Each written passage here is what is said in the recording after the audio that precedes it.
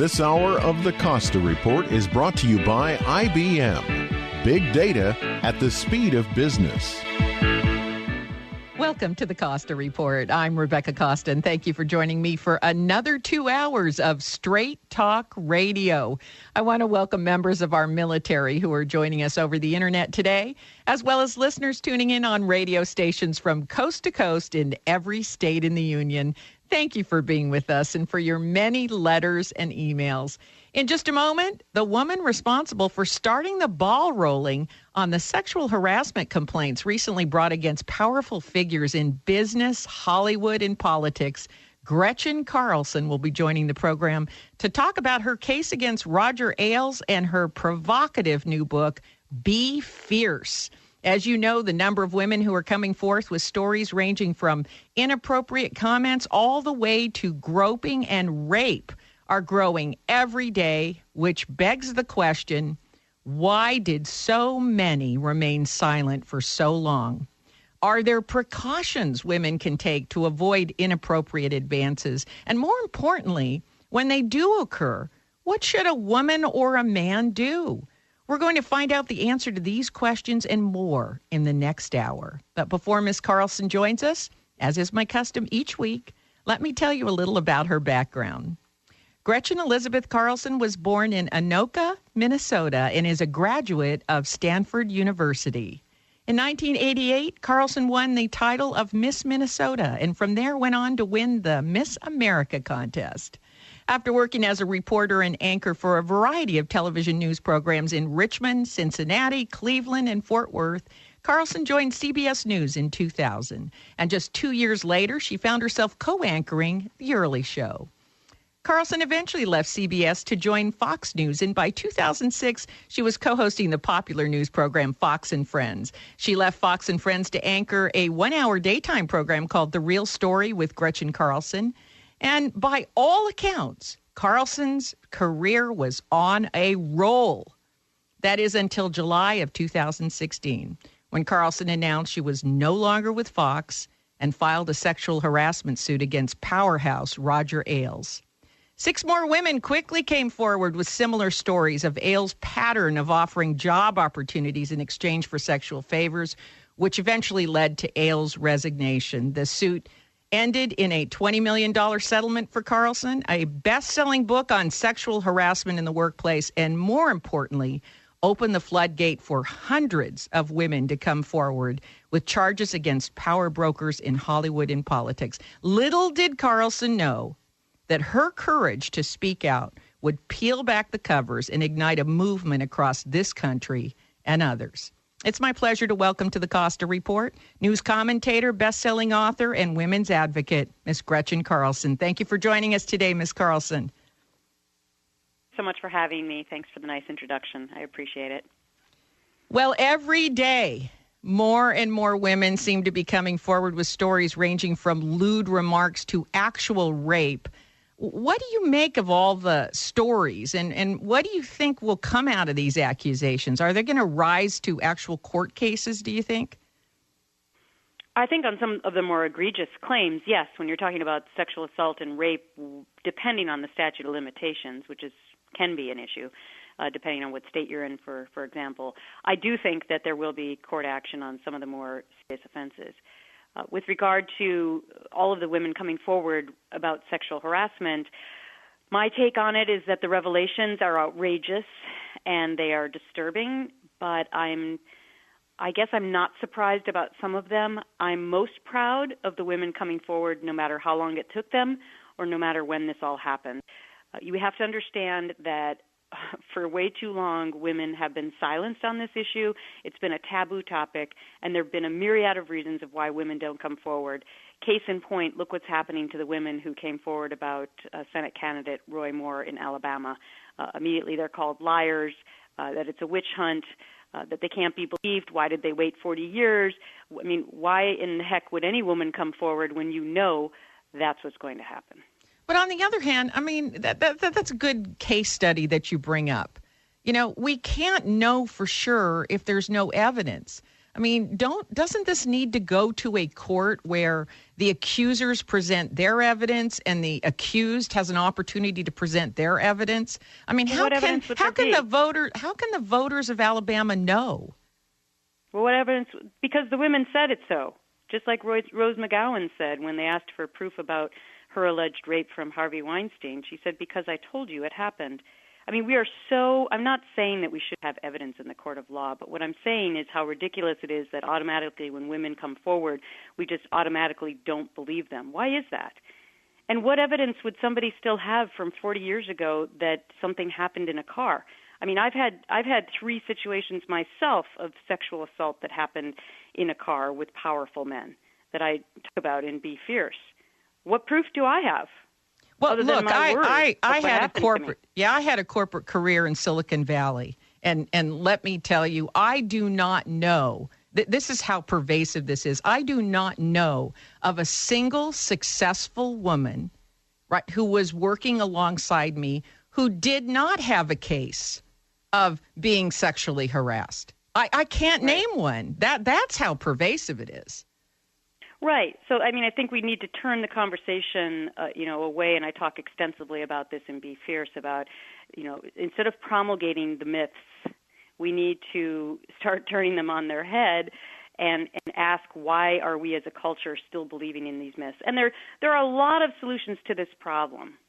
I want to be very clear. Well, there are, and we're going to talk about some of those solutions because you cover them so well in your book. I mean, you really walk people through.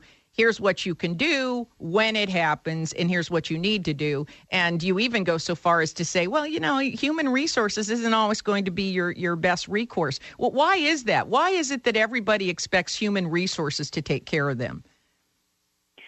Well, because that's how they're promoted within the company, right? When human resources started, it was like, hey, we're your friend, we're here for the employee. You can come and tell us all your grievances and we'll help you, right? That's how it's presented to you, and that's how we've presented it in society. Listen, I've talked to a lot of great people who work in HR since my story broke and since I started talking about potential changes within the workplace to help alleviate this epidemic. So I'm not going to say that every person in HR isn't well-meaning, but you have to remember that they work for the company. And what if the perpetrator is the one signing the paychecks? Okay, that is a conflict of interest. And even if the perpetrator isn't the one signing the paychecks, it's still potentially a conflict of interest. Because really, HR, quite honestly, has to look out for the company first. And so that's why I recommend in the book that first and foremost, in my playbook, Chapter 4, my 12-point plan for women and men, you have to call a lawyer first. It's just the best recommended practice because there are different laws in every state, there are different statute of limitations, and you really need to just find out, even just for 10 minutes, what your case may be. And then you have to find out what's in your employment contract because if you have an arbitration clause, well, that's going to be one of your darker days in life, and we can get into that about why I'm working so hard on Capitol Hill to try and change that. Right. Well, most employment contracts do have an arbitration clause. And that is a big problem. And it's also, I think it's normal for anyone to not be labeled a troublemaker. That's the last label you want when you're trying so hard to, break the glass ceiling and make progress for women. You just don't want to be labeled a troublemaker. Well, totally. I mean, first of all, in most of these cases, the woman hasn't done anything to be a troublemaker. This is what I'm talking about the way in which culture looks at this issue, keeping it in the shadows of secrecy, making it a taboo topic, making it that, well, she must be making it up or she wants to be rich or famous to come forward, or that it was, something she brought on by her makeup or what she was wearing. And here's what I found out after I jumped off my cliff on July 6, 2016, is I started hearing from thousands of women all across our country, and I realized this is an epidemic, and it crosses every socioeconomic line. Yes, and it does. Doesn't matter what the woman wears. Well, that's right. You don't get to blame the victim for bad behavior and particularly illegal behavior. I don't get where that comes from. And we're going to talk about that a little bit more on the other side of this break. You're listening to the Costa Report.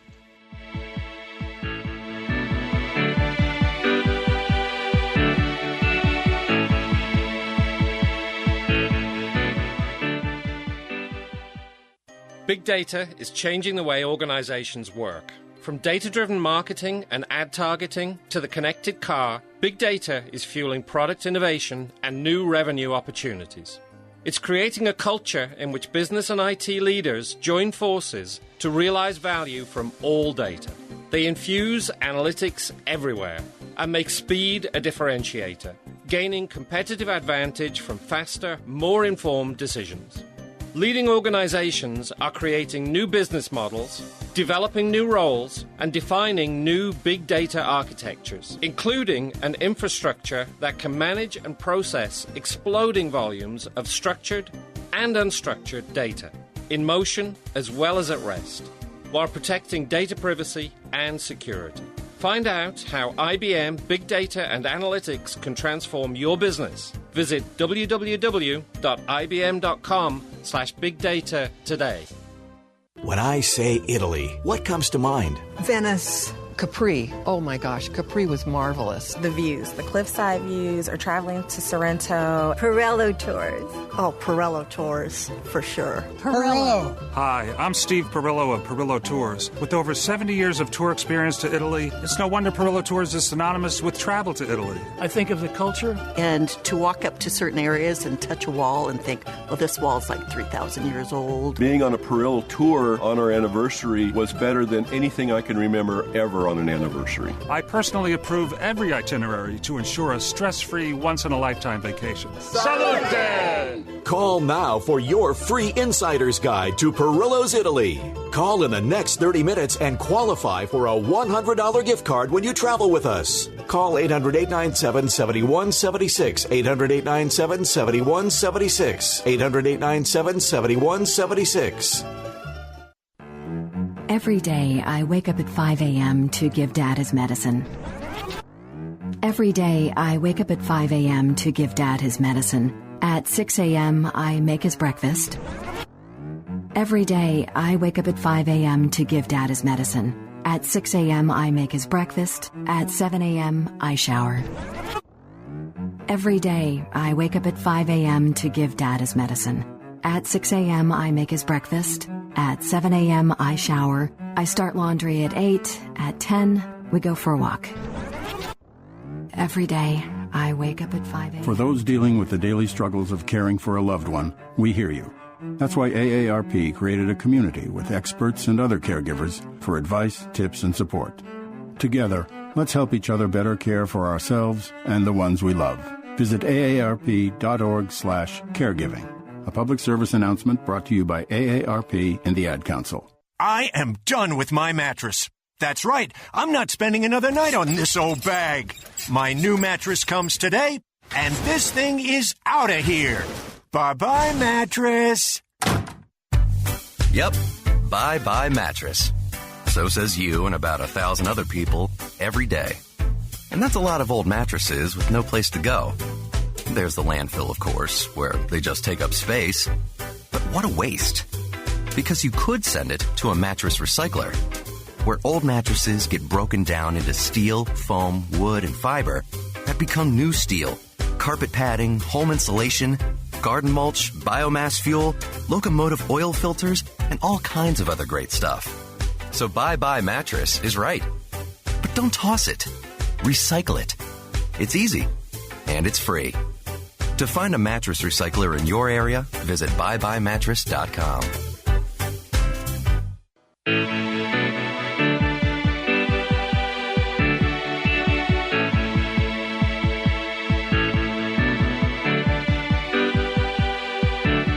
Welcome back to the Costa Report. I'm Rebecca Costa, and my guest today is television news commentator and best-selling author, Miss Gretchen Carlson. And before we went to break, you were saying that the first step toward dealing with sexual harassment is to contact a lawyer. Don't necessarily assume that the Human Resources Department is going to be on your side. And also, you want to review your employment contract for clauses such as forced arbitration, which can create problems. And that's why you want a lawyer. Now, before we move on to what a woman can and should do if she is the target of sexual harassment and, it hasn't reached out to a lawyer yet, which you talk about in your book, Be Fierce. Let me ask you, is there anything that we can do to avoid sexual harassment? Because that's a question that a lot of people ask me, and I'm almost always troubled by that, because I don't want to make the people who are victims responsible for what happened. But did you ever have any workarounds? Because I know I did. I had workarounds that kept me out of situations I didn't like. Like, I didn't go to late dinners with powerful male players. Well, first of all, I think that question inherently blames the victims. I know. Why don't we ask the question about why men just can't behave properly, and then we could all go to late night dinners? That's really the issue. And furthermore, this is so much more pervasive than late night dinners. I mean, this is happening at 9 a.m. In the office. So pretty right. tough to. So you're saying you can't really avoid it. Yeah, you're saying that there's really no sidestepping it. Well, I don't really know why the conversation should be about what the woman should do. If men would just stop harassing, then we wouldn't have to worry about any of this.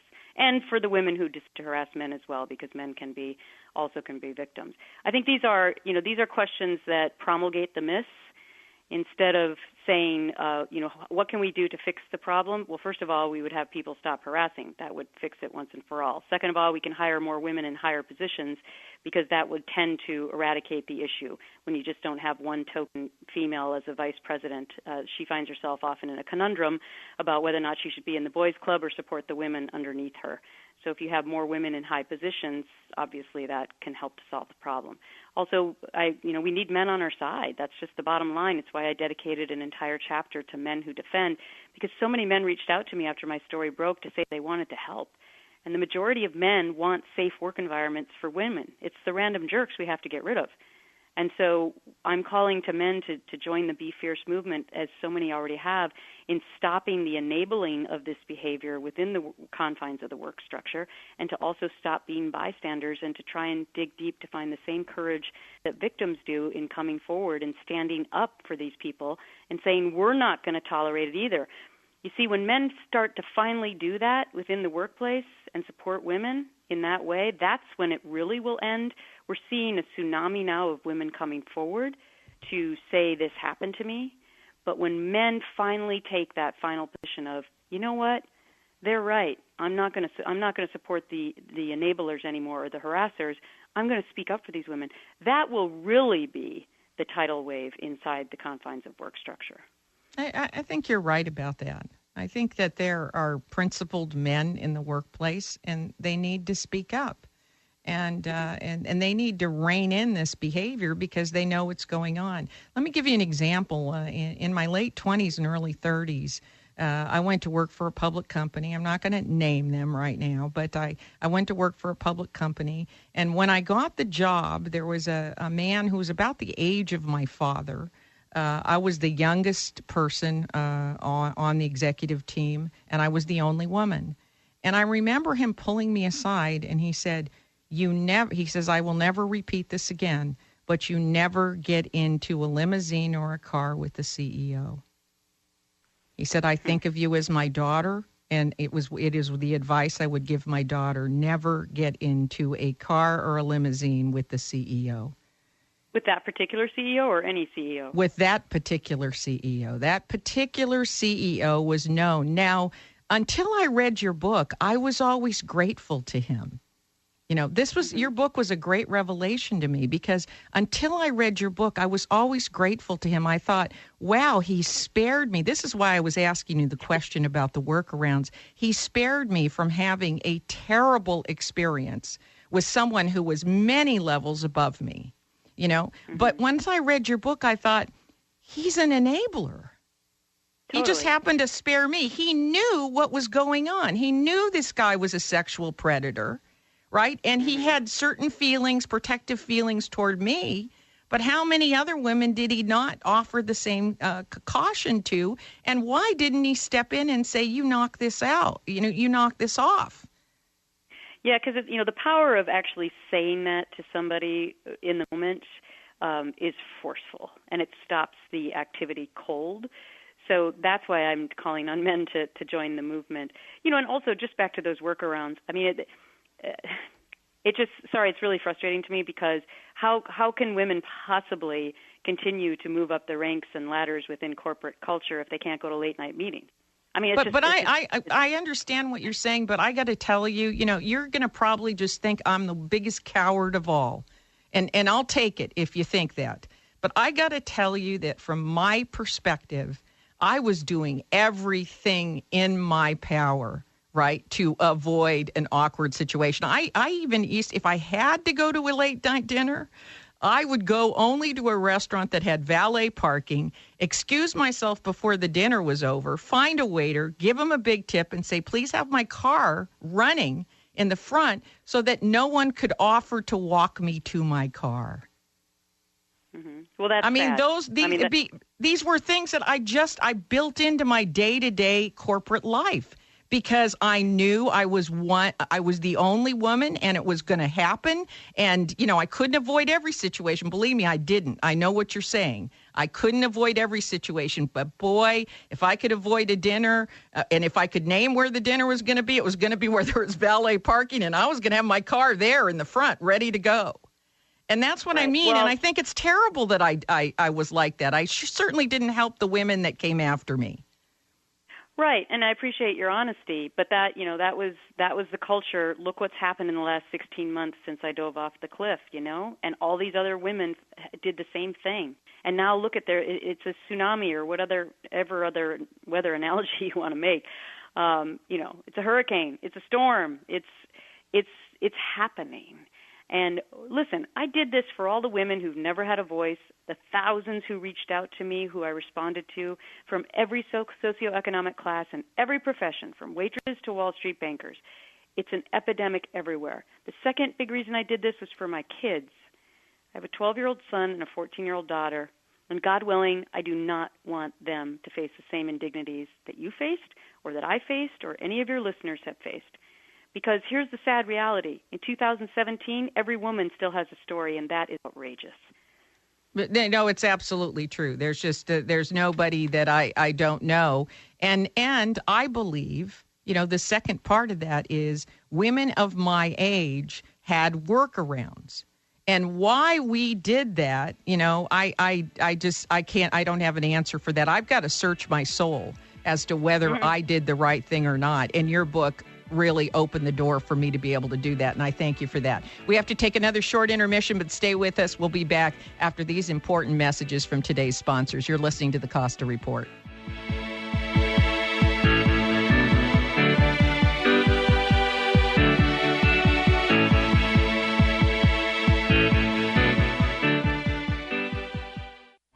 I'm here today with Scott Caraccioli of Caraccioli Cellars. How is Caraccioli able to grow so quickly in popularity and still maintain that special attention to detail from the field to the bottle? What's the secret? There is no secret. It's just hard work.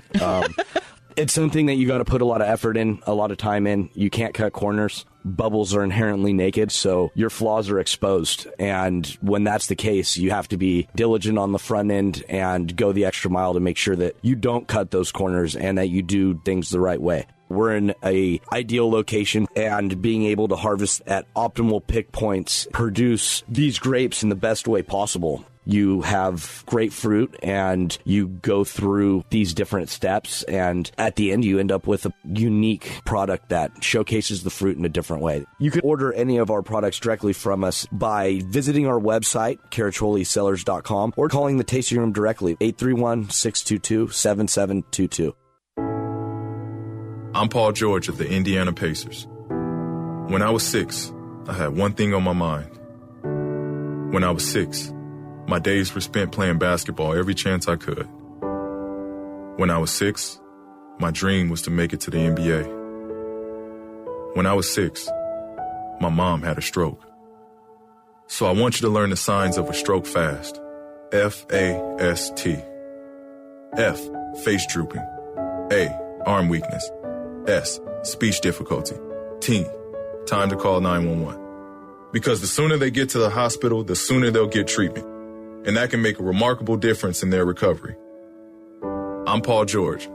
Protect the ones you love. Spot a stroke F-A-S-T. Fast. Life is why. Visit strokeassociation.org. Brought to you by the American Stroke Association and the Ad Council. Women now make up 37% of the workforce, changing their role forever. Harvard Medical School has now opened its doors to new female applicants. The first woman is now in space. The majority of last year's doctorate degrees were earned by women. We've come so far, but our news is changing for the worse. More women die from heart disease and stroke than men, even though it can be prevented. Make a change at GoRedForWomen.org today. Brought to you by the Ad Council and the American Heart Association's Go Red for Women.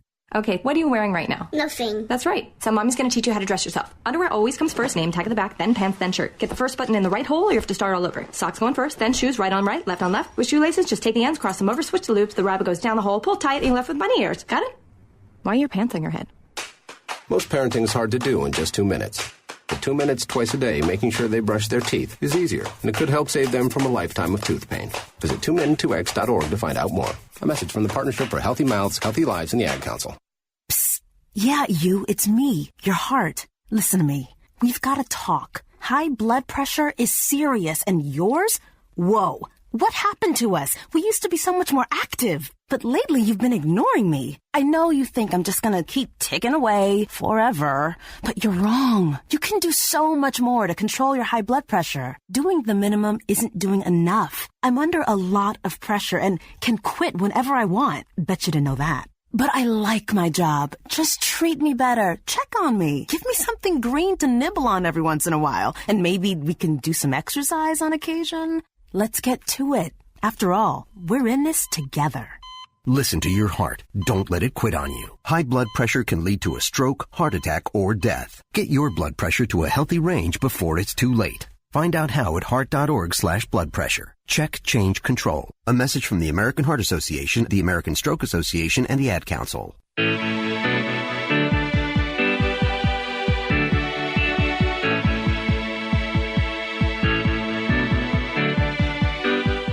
Welcome back to the Costa Report. I'm Rebecca Costa, and if you're just joining us, my guest today is Miss Gretchen Carlson. Now, one of the issues that you address in your book is the problem of so many cases being settled quietly. In most cases, these settlements stipulate that you're not supposed to talk about the case or bring any other further charges. And this kind of allowed the problem to continue. Can you speak to that for just a moment? Yes, certainly. You know, that's how my case ended, and that's why I can't tell you facts about what happened to me at Fox. You know, people can read about my complaint because it's public, it's online. My attorneys had a unique strategy to make sure that my story did become public.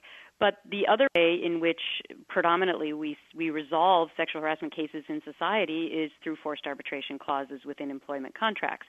So in both cases, they're both secret. And that's what people don't know when they sign their employment contracts, and they may or may not know they have an arbitration clause. 60 million Americans have them now. It's doubled since the year 2000. So really what it means is that if you have any kind of a dispute at work, you're going to go to this secret chamber. Now, when the Supreme Court passed this into existence, they never intended that discriminatory cases or sexual harassment cases would be handled in this way. But it's become kind of a good cover-up for companies that I guess want to keep harassers working for them and silencing the women. And what ends up happening is you file a complaint, you go to the secret chamber, you don't get the same amount of witnesses or depositions, there are no appeals. Only 20% of the time does the employee win, and many times the company picks the arbitrator for you, and you're fired, and you never work in your chosen profession ever again, and the harasser gets to stay on the job. So these are the two ways that we have chosen to resolve these issues, and it's why the issue has remained silent. It's why women don't come forward, because they're not allowed to once you go into arbitration secret chamber or sign a settlement. And it's why I've been working on Capitol Hill so diligently to get bipartisan bills passed to take the secrecy out of arbitration. And I'm happy to say I'm incredibly optimistic that this is going to happen. So what are you're working on not allowing the arbitration to cover discrimination and sexual harassment cases? Is that specifically what you're working on? I am. I'm working on, I'm working on taking the secrecy out of it as the first step. listen, nothing gets done on Capitol Hill. I probably don't need to tell you or any of your listeners that. So, wouldn't it be amazing if we could start with baby steps and get both parties together and do something awesome for women?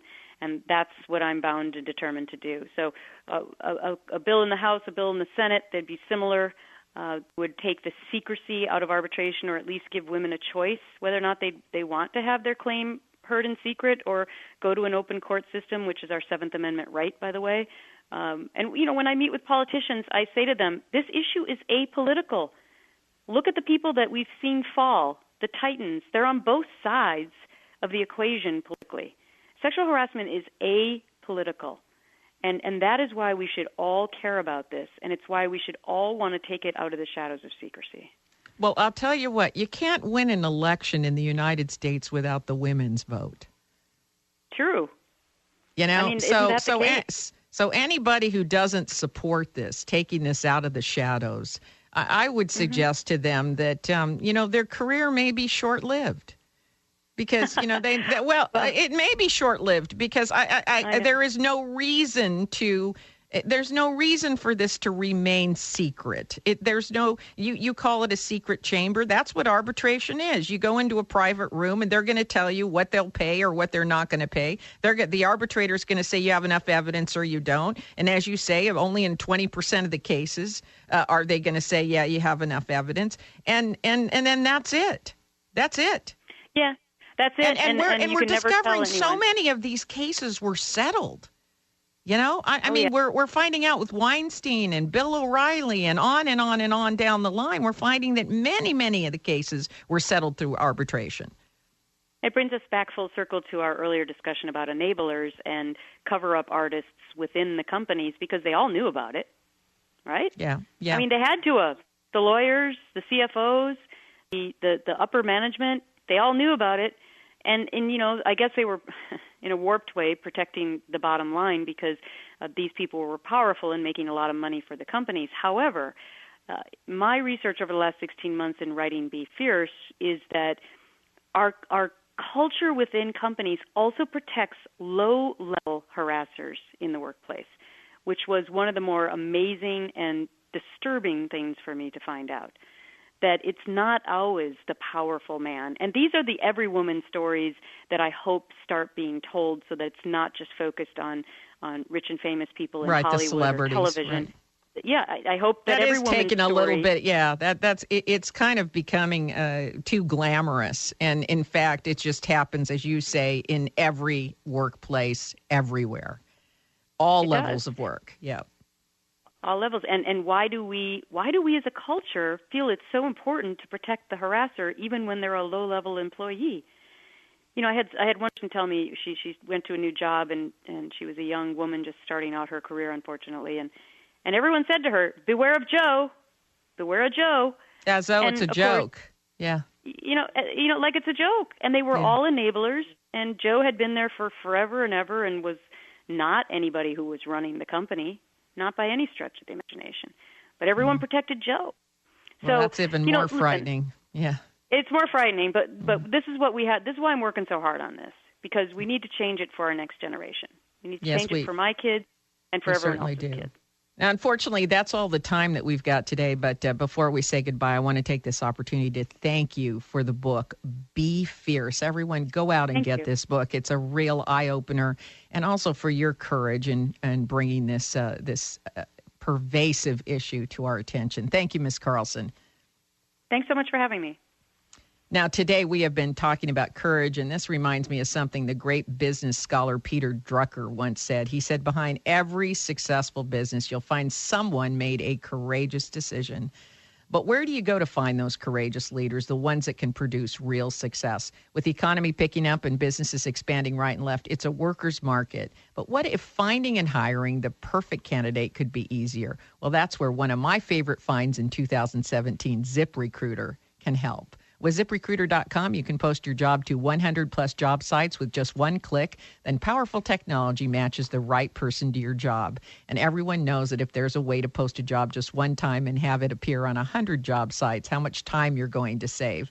That's why ZipRecruiter is different and used by thousands of businesses, small and large. Unlike other job sites, ZipRecruiter doesn't depend on candidates finding you. It goes out and finds them. In fact, over 80% of jobs posted on ZipRecruiter locate a qualified candidate in just one day. No more juggling emails or calls to your office. Simply screen, rate, and manage candidates all in one place with ZipRecruiter's easy-to-use dashboard. Find out today why ZipRecruiter has been used by businesses of every size to find the most qualified job candidates with immediate results. And right now, my listeners can post jobs on ZipRecruiter for free. That's right. It's not going to cost you anything. It is free. Just go to ZipRecruiter.com/Rebecca. That's ZipRecruiter.com/Rebecca. And here's an even bigger tip. If you have a boss that's having trouble filling a position and you know that it's taxing everybody else in the company, tell them about ZipRecruiter. Tell them that over 80% of the companies that use ZipRecruiter find a qualified candidate in just one day. In 24 hours, they could have that job filled. And the service is free. It's completely free. No tricks here, folks. 100% free, not one red penny, if you go to ZipRecruiter.com/Rebecca, REBECCA. Be sure to put that /Rebecca in there so that you don't get any fees tacked on. ZipRecruiter is the fastest way to hire, and you know that to be true because I wouldn't be talking about it on my program if we didn't use it here at the Costa Report. We use ZipRecruiter here at the Costa Report to find the very best people in radio, and you have my word on that. We have to take another short break, but stay with us. When we return, I'll tell you some of the ways that I think I mishandled sexual harassment while I was working in Silicon Valley, and what I wish I had done. You're listening to the Costa Report.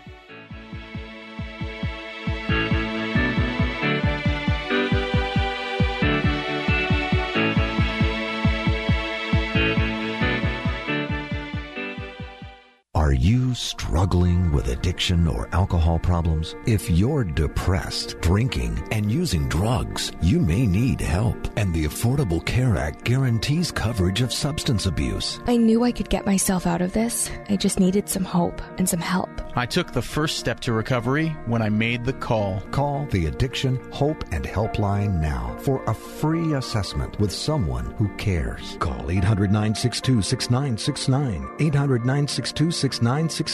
I feel like I'm losing control. I'm afraid I'll lose my job or even my family. Call now for hope and help with proven, gentle recovery programs. I never thought that I could be somebody who didn't drink and use drugs. I'm in recovery, getting the help I need. Call the Addiction, Hope, and Helpline now for a free assessment with someone who cares. Call 800-962-6969. 800-962-6969. 800-962-6969. Here's something big banks don't want you to know about your IRA or 401k. What if you could store your IRA or 401k where you could see, touch, and hold it in person in the form of physical gold and silver coins? I know you can't do that with your stock portfolio. With Augusta Gold and Silver IRA, you can transfer retirement savings into physical coins and store them where you can actually see them, where you can get your gold faster in any disaster. Free shipping, zero management fees, and Augusta pays all upfront costs. Getting started, absolutely free. Rated A+ with the Better Business Bureau at a 98% 5-star satisfaction rating with TrustLink.org, so you can trust Augusta. Call toll-free 855-777-5662 now for your free guide to Augusta Gold IRA. Call toll-free 855-777-5662. That's 855-777-5662. Call Augusta today. 855-777-5662. It may be hard to believe, but people just like you are already saving money. FeedThePig.org makes it easy. Their simple savings plan teaches you how to start saving without going overboard. So you don't need to mooch off your friends. You gonna finish that grape? You mean the one in my mouth? You don't need to stop buying the necessities. What you're smelling is a natural musk. Ew. You don't need to be a medical test subject. How do you feel? Mostly okay. Sometimes, though. You don't need to get a second job as a stuntman. We need a new stuntman. Let's break for lunch. You just need an internet connection. Don't get left behind. Start your personal savings plan with the tips and tools on feedthepig.org. That way, you don't need to sell your soul to the devil. $15 is the best I can do. All right, deal. Brought to you by the American Institute of CPAs and the Ad Council. Hey, America. We need to have a little talk. I don't know if you've noticed, but we got a lot of food in this country. A lot of peaches, a lot of corn, a lot of apples, a lot of everything. We've got so much food that we can't even eat it all. So if we got all this extra food, how are 17 million kids in America struggling with hunger? I just don't get it. That's why the Feeding America nationwide network of food banks gathers surplus food and gets it to the hungry kids who need it. They can get you food even if you live in Idaho or Alaska or somewhere crazy like that. This isn't complicated. We got extra food and we've got hungry kids. Feeding America's done the math. Now it's your turn. Support Feeding America and your local food bank at feedingamerica.org. I know you got internet on your phone, so what are you waiting for? We can't do it without your help. Brought to you by Feeding America and the Ad Council.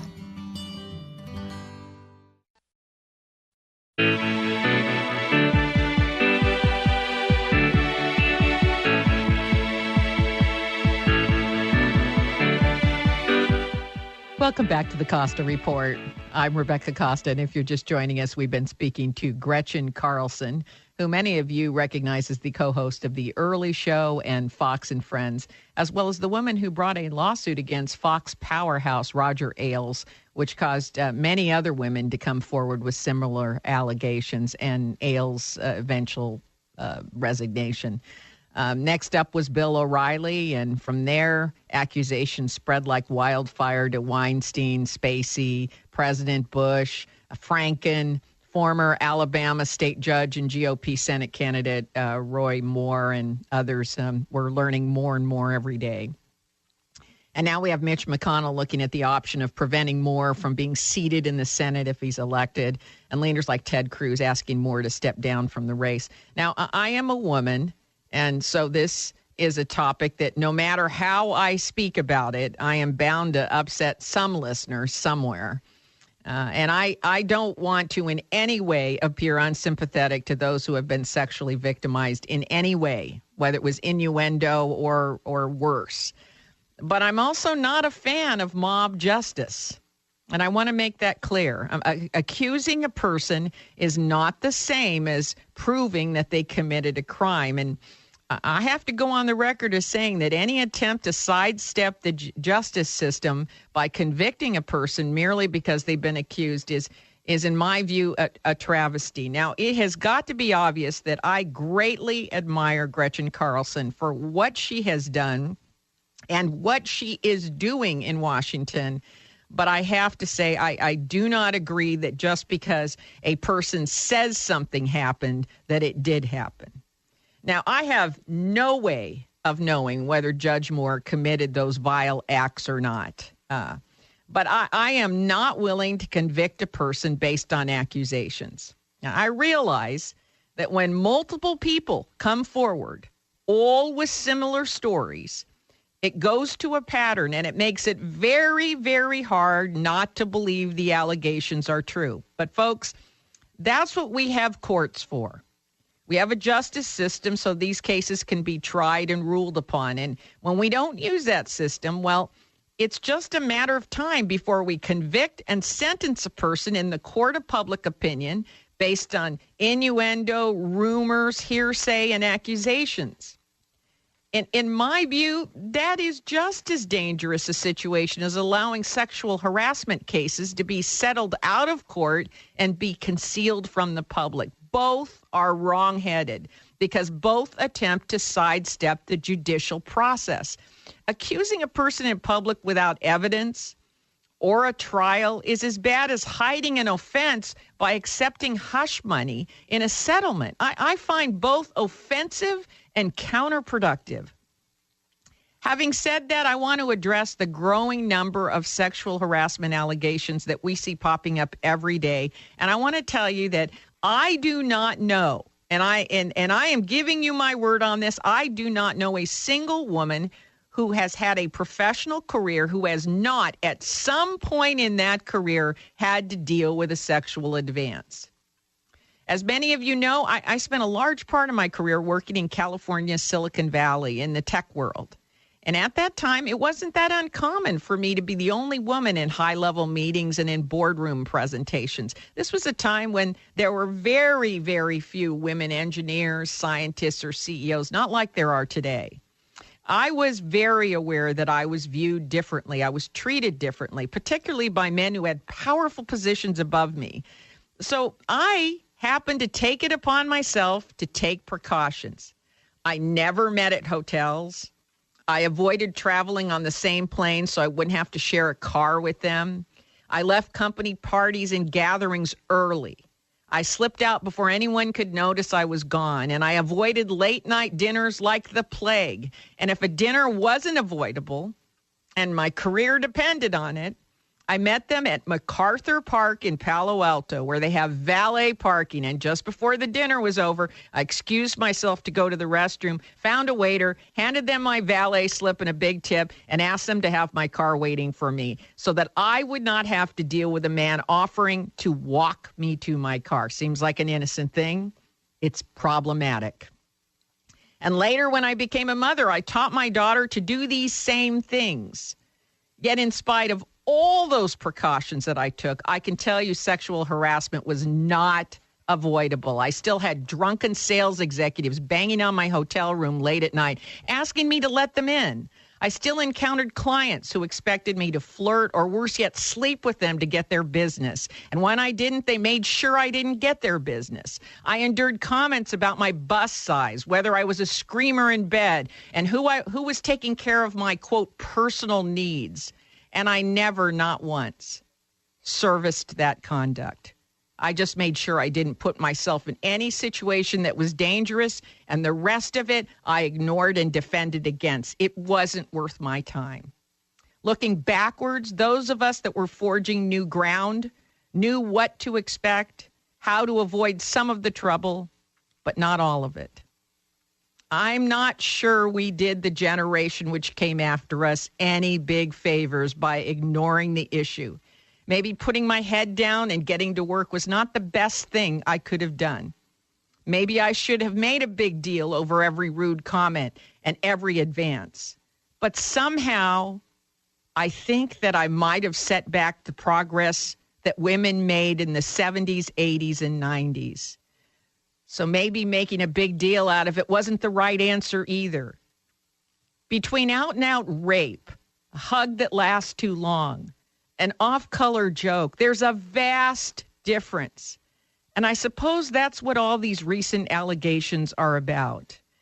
An opportunity to sort out what's actionable and what's not, what should be allowed and what should not, what is legal and what is merely offensive. And that's how I see it. Now, we've been talking about the dangers of keeping a problem like sexual harassment concealed. And speaking of keeping secrets, the founders of Harry's Razors went looking for the reason that high premium razors were so expensive. They knew there had to be a less expensive way to get a premium razor and shave. So they scoured the earth and found and bought a German factory with 100 years of blade making experience. And then they did something very brave. They cut out the middleman. They made the revolutionary decision to go direct to you. And that decision has led to the finest razor in the industry at the lowest possible price. And if you don't think that makes a difference when you shave with a Harry's razor, then ask any one of the 3 million men who have switched to Harry's. And more are switching every day because it's all about a great shave at a fair price. But there are some things you can't tell a person about, some things you have to experience for yourself. So Harry's is removing all the stops and offering listeners of the Costa Report a free trial. All you do is go to harrys.com/Costa to get your free Harry's razor kit. It includes an ergonomically designed razor handle, 5 precision blades, shaving gel, and a travel blade cover, and all you pay for is shipping. And I give you my word, once you try a Harry's razor, you're not going to want to use anything else. So jump on your mobile phone, your tablet, whatever device you're using, and go to harrys.com/Costa to get your free trial razor, blades, gel, and blade cover. Remember to put in the /Costa, COSTA, to get the complete kit at no cost. This offer is not going to last long. That's harrys.com/Costa to get your trial razor kit. And if you got a son or a husband or a brother or even a friend who shaves every day and they get that nasty razor burn, order the free trial kit for them. Just go ahead and do it. Go online and do it. Because you know how sometimes you're just nagging somebody to do something and they won't get around to do it. And it's just easier to do it yourself. Well, go to harrys.com/Costa, get the kit, and then hand it to them. Give it to them. They'll be glad you did. And all you're paying for is shipping. And I will tell you, I have become a big fan of their gel. I will tell you that much. Once you try that, you're not going to want to use anything else either. I got one of the free kits for my son, and he's been hooked ever since. And he gets, I'll tell you what, he's a picky shaver. So I was lucky to get it right this one time. And that's just about it for the first hour. If your station is leaving us after the first hour, my guest next week, you're not going to want to miss him. He is the climate expert of the century, Dr. Mark Trexler, who says all the information in the world about climate change isn't very useful unless it's actionable. Join us as we tackle the controversial topic of climate change with Dr. Mark Trexler next week, right here on the only program that puts policy ahead of politics. Now stay tuned for a second hour of the Costa Report.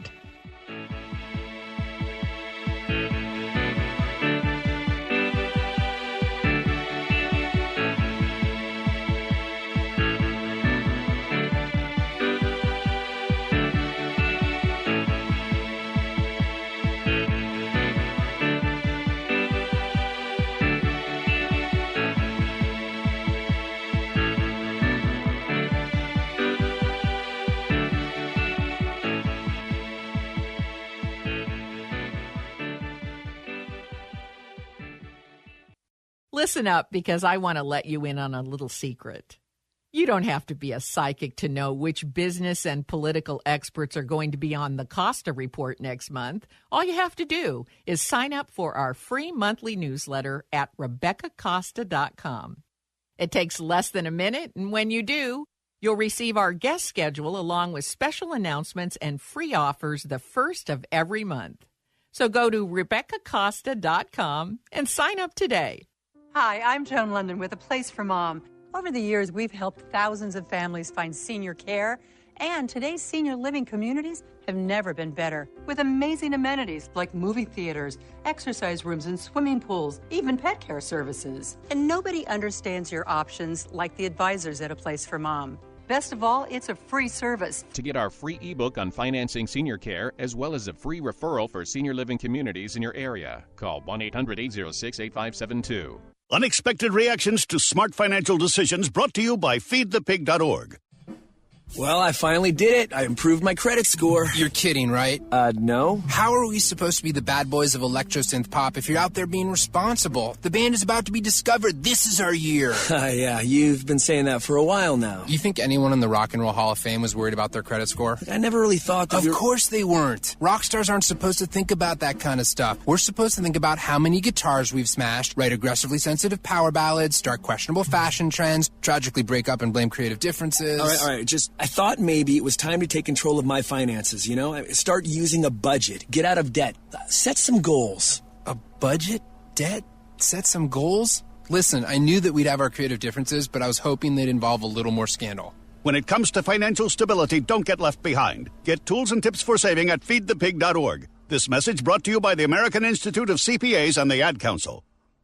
The Costa Report is now heard in all 50 states on fine radio stations, including this one.